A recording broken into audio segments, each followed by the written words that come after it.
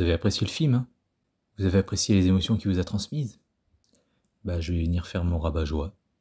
Non pas que j'ai détesté le film, mais voyant l'état d'esprit général, enfin, même pas d'ailleurs parce que j'ai confié à quelqu'un que je voyais quand même beaucoup dans les commentaires des youtubeurs, hein, vous pouvez aller voir, je vois quand même beaucoup de haine, et vraiment de la haine méchante, très vindicative presque on pourrait dire, vraiment très très appuyée, c'est pas juste ouais non j'ai pas aimé, ouais non c'était pourri, c'est vraiment les gens ont l'air d'être en colère dans ceux que j'ai vus pour la plupart. Il y a évidemment des gens qui ont aimé et qui disaient que c'était super, et je vais d'ailleurs m'adresser plus particulièrement à eux, parce que franchement, les gars, si ce film, c'est le meilleur film de l'année, meilleur film de comics depuis ces dernières années, comme Les Gardiens 3 d'ailleurs, franchement, il vous faut pas grand chose. Juste des petits trucs comme ça pour vous faire plaisir. Voilà.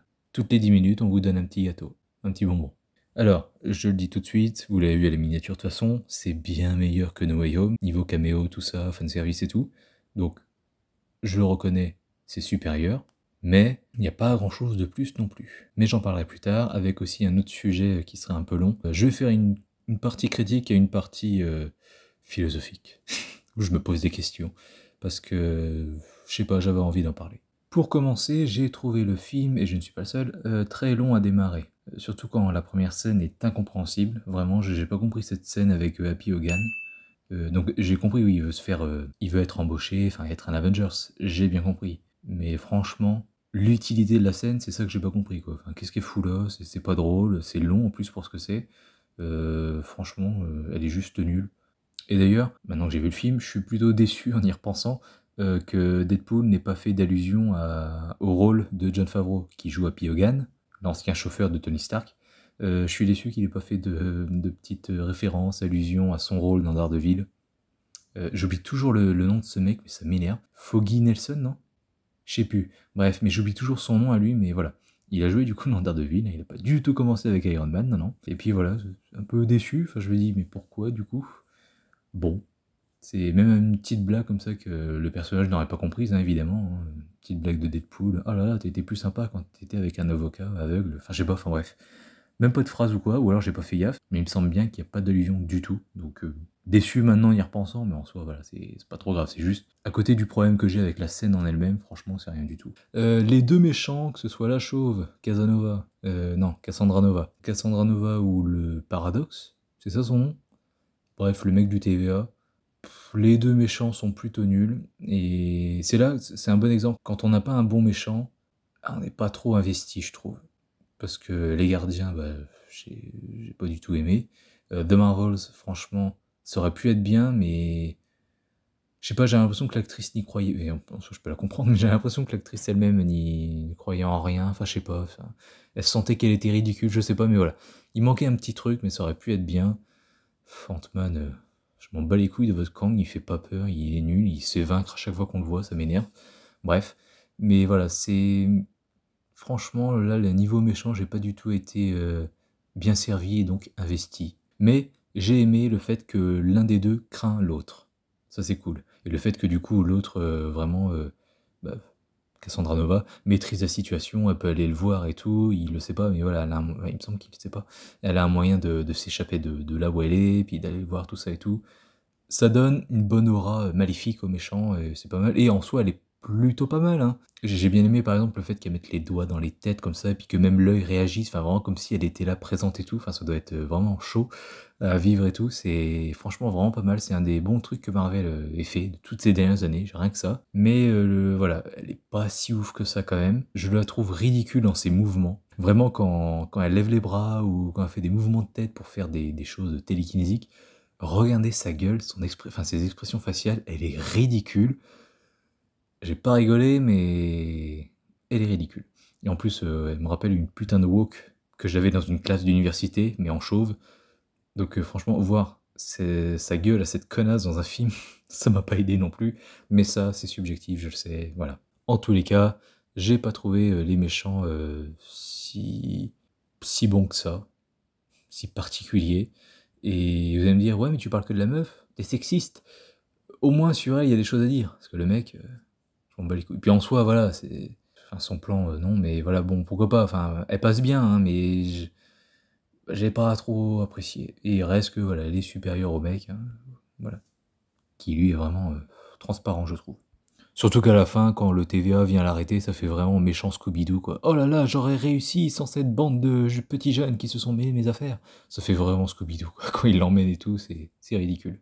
Ensuite, petite déception par rapport à Wolverine, parce que quand j'ai vu, en fait j'ai vu que la première bande-annonce, et il me semble bien que tout ce qu'on voit de Wolverine, c'est l'ombre, et le fait qu'ils prennent Deadpool, tout ça. Et rien qu'à cause de ça, donc c'est de ma faute on va dire, même si j'ai vu la photo où ils marchent ensemble tous les deux, tout ça, je pensais qu'en fait on aurait un Wolverine sauvage, qui parle à peine, un peu comme il est dans Apocalypse, dans ces 5 minutes dans Apocalypse. Je m'attendais vraiment à un Wolverine énervé, sauvage et tout, enfin comme Hulk en fait, voilà. Un Hulk Wolverine. Je voulais un Wolverine comme ça, et du coup c'est pas ce que j'ai eu. C'est pas mal ce qu'ils ont fait avec son petit dilemme, tout ça, son passé, ses erreurs. Je m'attendais à un truc de dingue, genre on les manipulait, et puis du coup il a tué tout le monde, comme dans Old Man Logan, mais non. Je peux comprendre du coup la culpabilité, mais qu'il ait vécu ce qu'il ait vécu, et qu'ensuite, il plonge dans l'alcool, je veux bien. Mais là, qu'il était déjà alcoolique de base, il vit ce qu'il a vécu donc, et ensuite il continue à boire, je veux bien, il a tout perdu, tout ça, il peut pas se tuer parce qu'il est résistant, je sais pas quoi, mais quand même, au contraire, enfin un truc comme ça, dans la vraie vie, tu te dis bon bah j'arrête de boire, c'est de ma faute et tout, je peux que culpabiliser, putain si j'avais pas bu tout ça, normalement tu détestes la bouteille quoi, enfin moi dans un film je verrais le truc comme ça quoi, il regarderait la bouteille en train de pleurer, puis là hop il la jette, et puis voilà, et on m'y en reprendra plus parce que demain est un autre jour, enfin voilà, je comprends pas, enfin bref voilà. Bon, il est pas nul, hein, c'était sympa et tout, évidemment, les échanges et tout, comment il s'énerve sur Deadpool et il arrive à lui faire fermer sa gueule. Respect, Wolverine, grand respect, c'était génial. Non pas que Deadpool me saoule à toujours parler, évidemment, il me fait rire, mais c'est vrai que t'as l'impression que le mec il pourra jamais être sérieux, quoi. Enfin, si ça le touche pas, quoi. Parce que l'enterrement de sa meuf, ou de ses 9 amis, ou je ne sais quoi, de la vieille aveugle, Hal, bon, si c'est un enterrement d'eux, soit il est énervé et puis il va aller se venger, soit, je sais pas, il meurt d'une maladie, du coup il est triste et puis voilà. Et là, il faudra pas le faire chier, j'imagine. Par contre, j'ai l'impression que, ouais, si Charles meurt, Charles Xavier meurt, admettons, voilà, on voit un film avec Charles, Wolverine, tout ça, enfin, ouais, admettons dans Logan, il aurait fait des blagues pendant l'enterrement, je sais pas, de Logan qui enterre Charles Xavier, enfin voilà. Il est drôle et tout, moi le côté lourd, enfin j'adore, mais je suis moi-même. Mais non, il y a des moments, faut savoir fermer sa gueule, et puis voilà. Wolverine l'a bien vexé, c'était franchement putain de jouissif. Ensuite, autre déception, mais bon, après on va dire, pas trop grave, mais quand même, ça fait chier. Alors déjà, niveau scénario, je vais y venir. J'ai eu très peur, même si globalement c'est un peu ça, même carrément, je dirais, parce que ouais, le film fait 2h07, Thor 3 il fait 2h15, donc t'enlèves le générique 2h07 quoi. Thor 3, moi je l'avais déjà dit, ouais il est cool un Thor 3, c'est bon, il démythifie totalement Thor et tout, il le ridiculise et tout, mais le plus gros souci que j'avais avec Thor 3, c'est simple, je peux l'expliquer en essayant de résumer le film. Thor 3, c'est pas Thor doit affronter Hela, non, c'est Thor doit s'échapper d'un monde bizarre qu'il connaît pas, et ensuite affronter le méchant, dans les dernières 10-20 minutes. Et Deadpool, c'est exactement la même chose. Il doit s'échapper d'abord du vortex, et ensuite affronter le méchant qu'il trouvera dans le vortex, et puis même qu'il a déjà vu dans le TVA avant d'aller dans le vortex et tout, donc voilà.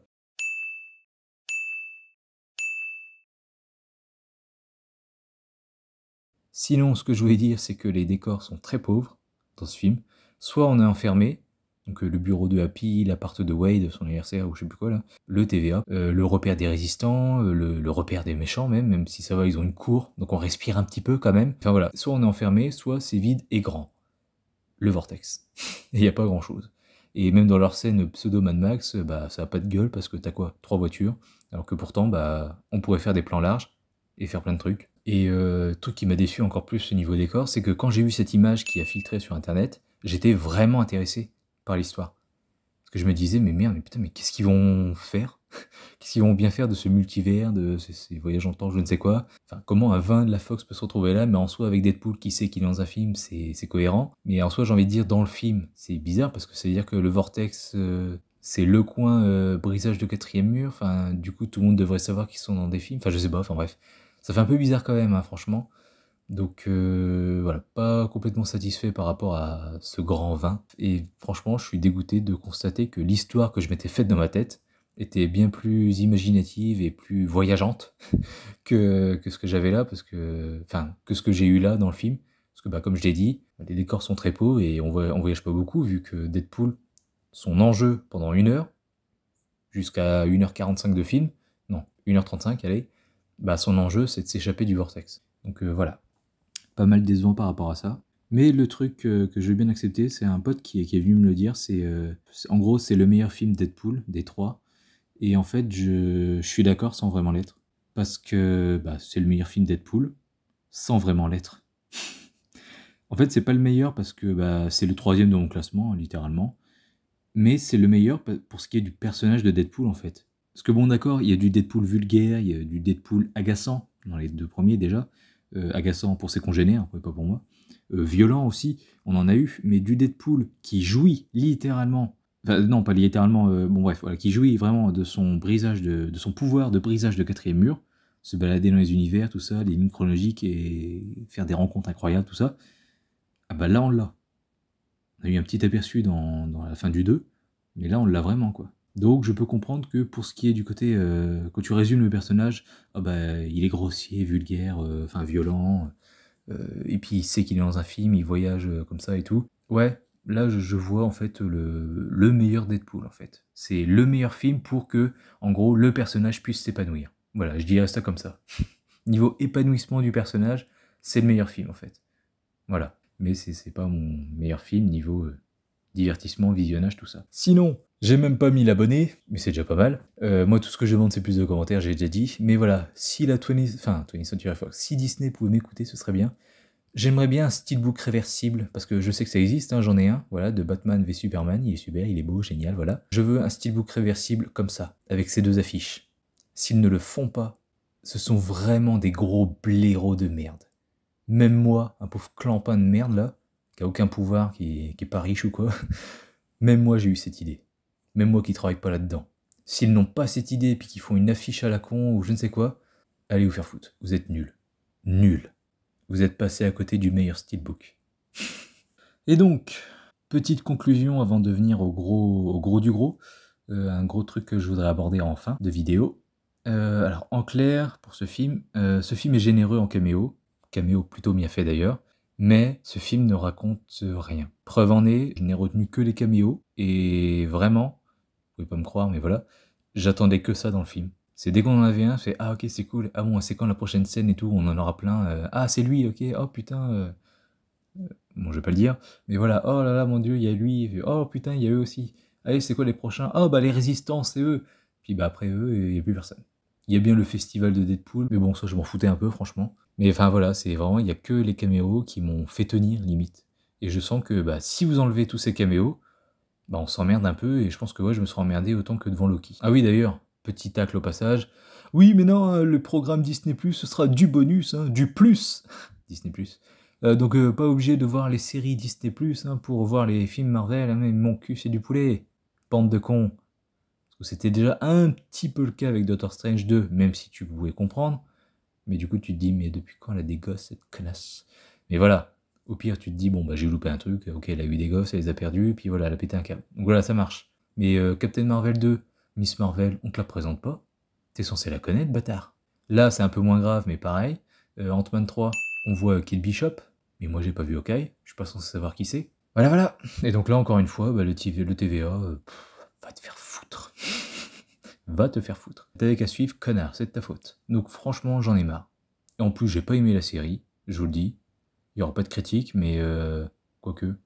S'il y a une critique, ce sera pas une critique comme les autres critiques. Il y aura pas de je note les épisodes et tout, ce sera juste je dis ce que je pense, quoi. Donc je ferai peut-être un petit truc bonus, voilà, on verra. Mais sinon, voilà. Le film ne raconte pas grand-chose, j'en étais là. Je retenais que les caméos, tout ça.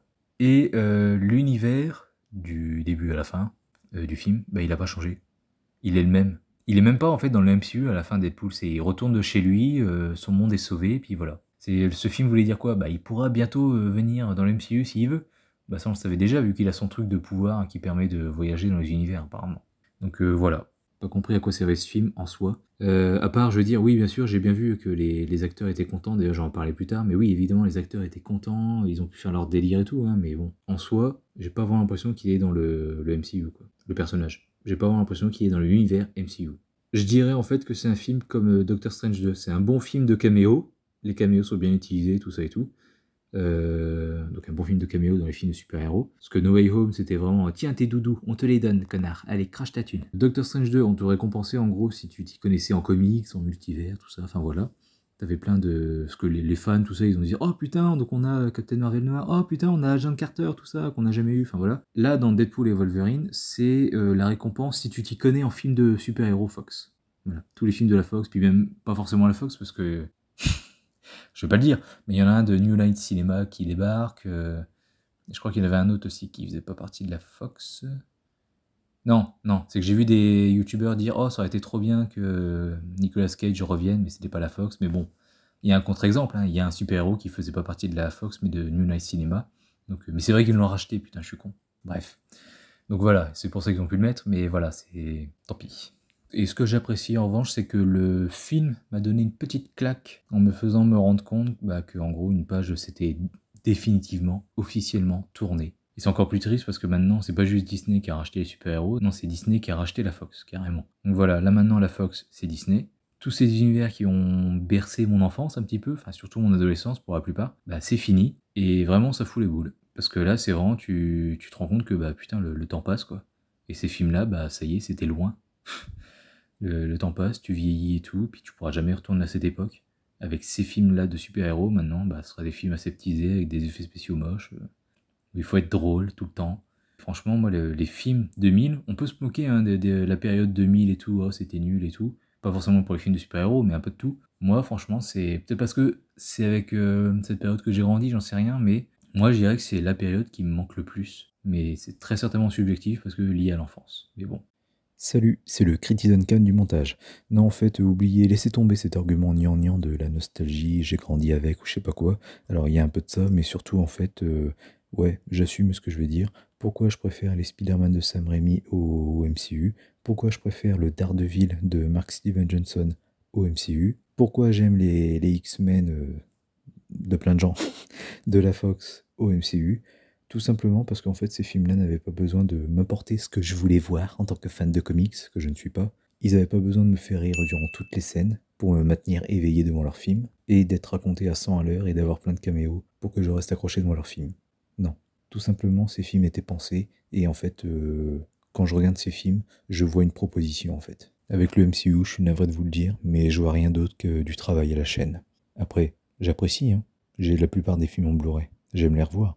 Mais quand tu compares, force est de constater qu'il y a une période qui était meilleure que l'autre pour moi, quoi. Et le pire, c'est que du coup, Marvel se jette une balle dans le pied à eux tout seuls, parce que du coup, enfin, me concernant, parce que du coup, cette surabondance comme ça de films qui se ressemblent, qui sont juste pareils, du coup, ça les dessert totalement, parce que j'en arrive à oublier les films que j'aimais, les émotions que j'ai ressenties, que j'adorais, tout ça, parce que maintenant, ils font que me saouler, quoi. En clair, et je le dis parce que c'est arrivé à quelqu'un que je connais, c'est bon les raviolis, mais en bouffer tous les mercredis, au bout d'un moment, non. Dès que t'en vois, tu vomis. Donc rien que pour ça, je peux pas détester ce film. Ce film, bien qu'il soit définition du moyen, pour moi, c'est le chapitre final d'une partie bien remplie de ma vie. Donc oui, je pense me l'acheter, puis je le reverrai, mais bon, c'est pas le meilleur. Et d'ailleurs, pour l'anecdote, je le rangerai même pas avec mes films MCU, mais avec mes films Fox. Parce que c'est là qu'il appartient en fait. Voilà. Et je sais que ça va en faire chier certains, mais qui m'écoutent. Mais en sortant du film, je me suis demandé, est-ce que je tiendrais pas là la porte de sortie qui me ferait enfin dire adieu au film Marvel? Parce que maintenant, MCU, j'en ai un peu plus... Enfin, rien à foutre, quoi. Je trouve qu'ils font connerie sur connerie. Robert Downey Jr., je ne suis pas pour. Donc, oh putain, oui. Le crossover Batman, enfin, DC, Marvel, allez vous faire foutre. Non. Là, franchement, moi, niveau cinéma de super-héros, qu'est-ce qui m'intéresse? The Batman 2. Même Joker 2, parce que j'ai aimé le 1, mais le 2, je m'en fous un peu. J'ai même peur d'être déçu. On verra, hein. Mais comme le 1 était tellement bon et suffisait à lui-même, j'attendais pas forcément une suite. J'en voulais une parce que c'était bon, comme je dit dans la critique. Mais en soi, pas obligé. Mais The Batman 2, ouais, je le veux. Après, Superman Legacy et tout l'univers de James Gunn, moi, je le regarderai pas. Le MCU, ça commence à me saouler. Du coup, il me reste quoi? Le Sonyverse. Voilà, Venom 3, j'ai peur, et Craven, j'espère vraiment qu'il me décevra pas, parce que je suis le seul connard à l'attendre, donc voilà. Et donc, qu'est-ce que je vous ai gardé pour la fin? La mort de Logan, qui n'est pas respectée. Je suis conscient d'être un rabat-joie, je suis conscient de prendre ça trop au sérieux, parce que c'est qu'un film. Je suis conscient qu'on se fout de ma gueule d'ailleurs dans le film, parce que Deadpool le dit, ah comment on aurait pu rendre hommage à sa mort, tout ça et tout. Ah bah, on s'en bat les couilles. Et je crois même qu'ils font vraiment un tacle à ceux que ça dérangerait. Je sais, j'ai oublié la phrase, mais il me semble bien qu'ils se foutent vraiment de notre gueule en gros si on en a quelque chose à foutre. Mais j'ai vraiment l'impression, en fait, quand je vois ça, Deadpool qui déterre comme ça, qui joue avec son squelette en se battant avec, enfin voilà. En fait, quand je vois ça, j'ai vraiment l'impression d'aimer ces personnages plus que les réalisateurs et acteurs eux-mêmes, en fait. Je les aime plus qu'eux. Limite, je me dis qu'ils en ont rien à foutre. Alors qu'à chaque fois, ils disent le contraire en entrevue promotionnelle ou dans les making-of. Ou plutôt qu'ils ne les respectent pas comme je les respecte au pire. Parce que pour eux, c'est... Enfin, il y en a qui sont vraiment... Ryan Reynolds, apparemment, il aime vraiment le rôle de Deadpool, c'était le rôle de sa vie et tout, il est vraiment honoré et content de pouvoir le faire et tout, voilà, ok. Mais bon, je veux bien comprendre que pour eux, ce n'est que leur boulot, une partie de leur vie, de leur carrière, tout ça. Mais pour nous, ce sont nos rêves, nos modèles. Peut-être que nous aussi, on rêve de les incarner au cinéma, et le fait de savoir que ça n'arrivera jamais, soit parce qu'on est moche, on n'est pas musclé, on n'est pas américain, anglais, je ne sais quoi. Du coup, on sait que ça n'arrivera jamais. Donc peut-être que du coup, on les idéalise encore plus. Et eux qui ont été désabusés par toutes ces années de travail, de promotion, enfin voilà, ils ont ce recul que nous n'avons pas, et qui fait qu'ils ne voient pas le sacrilège que c'est de voir Deadpool jouer avec le squelette de Logan, quoi. Mais moi j'aurais dire quand même, putain, enfin c'était votre rêve, vous le disiez, hein, d'incarner ces persos, vous étiez honoré, enfin ou en tout cas c'était une belle opportunité pour votre carrière en tous les cas. Et c'est tout ce que ça vous fait. Donc ça c'était pour les acteurs, réalisateurs, scénaristes, tout ce que vous voulez. Et là je pourrais m'adresser à un pote qui a tout particulièrement apprécié Logan, bien plus que moi, même si dernièrement, le dernier visionnage à mon marathon pour celui-ci, c'était bien mieux, franchement, j'étais content. Donc voilà, je m'adresse à un pote qui l'avait déjà bien plus apprécié que moi dès le début. Enfin, je sais pas, t'as aimé ce film, Logan? Cette mort, cet adieu au personnage joué par cet acteur, ça a dû te faire mal au cœur quand même. C'était littéralement, avant 2022 et 2024, la fin d'une époque de 9 films avec Patrick Stewart et Hugh Jackman. Et voir Deadpool jouer avec le squelette de Logan comme Hulk joue avec Loki, ça te fait rien. Je crois que c'est pour ça que en fait, je m'identifierai jamais, j'en lis, hein. J'en lis d'ailleurs un en ce moment, et j'adore les comics Batman, mais jamais je m'identifierai comme un fan de comics. Parce que déjà c'est bordélique, t'as pas un début, une fin, enfin une chronologie claire et tout n'est pas disponible, c'est chiant. Mais surtout, j'ai l'impression qu'en fait, les fans de comics, du moment qu'ils sont divertis, qu'ils aiment ce qu'ils voient, ce qu'ils lisent, ça va. C'est le truc, le comics ou le film ou la série peut faire n'importe quoi, trahir un personnage, ne plus... Enfin, je sais pas, faire un film sur un personnage très sérieux, très bourru, très sombre, et d'un seul coup on fait une série sur lui, et puis là il aime la danse classique. Enfin, vous voyez, peu importe, du moment qu'ils aiment la série, il aime la danse classique, c'est pas grave. Enfin, je sais pas, vraiment, je sais pas comment vous fonctionnez, je vous comprends pas. En fait, on vous offre de super propositions pleines d'émotions, Logan et d'autres, hein, mais voilà, là je parle de Logan. Ensuite, on détruit tout en se moquant de votre attachement, que vous n'avez pas invisiblement, parce que vous acceptez ça avec le sourire. Enfin, je suis désolé, moi je trouve ça bizarre. Quelque part, j'admire votre détachement, votre capacité à vous dire que ce ne sont que des films, et que tout ça c'est de la fiction de toute façon, mais je suis désolé, les émotions que ces personnages et films m'ont fait ressentir sont réelles. Par conséquent, j'en viens à me demander si vous aimez vraiment ces personnages et ces films. Si vous y êtes vraiment un tant soit peu attaché. Parce que franchement, j'en ai pas l'impression. Je peux comprendre que les acteurs veuillent revenir une dernière fois pour s'éclater. Mais refaire revenir un perso après ça, moi je vois juste quelqu'un saloper son travail en fait. Vraiment. Donc que ce soit pour l'acteur, qui a fait ses adieux avec ce personnage dans ce film, et qui revient 7 ans plus tard dans un film cool, détendu, où on se moque de cette scène-là, moi je me dis, mais mec, t'as aucun respect pour la prestation que t'as fait, pour la performance en fait. Tu t'en fiches. Donc voilà, moi c'est ce que je voulais dire, franchement, je ne comprends pas. Je ne vous comprends pas. Je vois pas en fait comment tout ça, ça peut pas vous atteindre, c'est... Enfin bref, c'est moi le connard de toute façon. N'hésitez pas à me donner votre avis dans les commentaires, surtout si vous n'êtes pas d'accord. Et puis je vous dis à très bientôt pour une prochaine critique sur Critique Duncan. Salut à tous.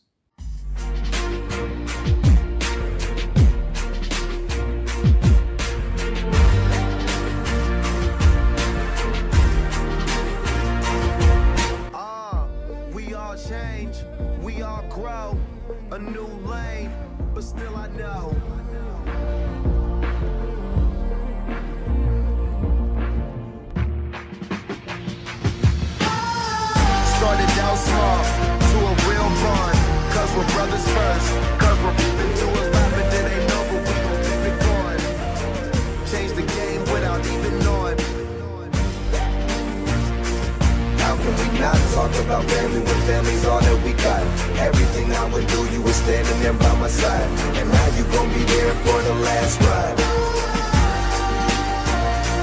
How can we not talk about family when family's all that we got? Everything I would do, you were standing there by my side. And now you gon' be with me for the last ride. And now you gon' be there for the last ride. Let me tell you. Yeah, we came a long way. I'll see you again.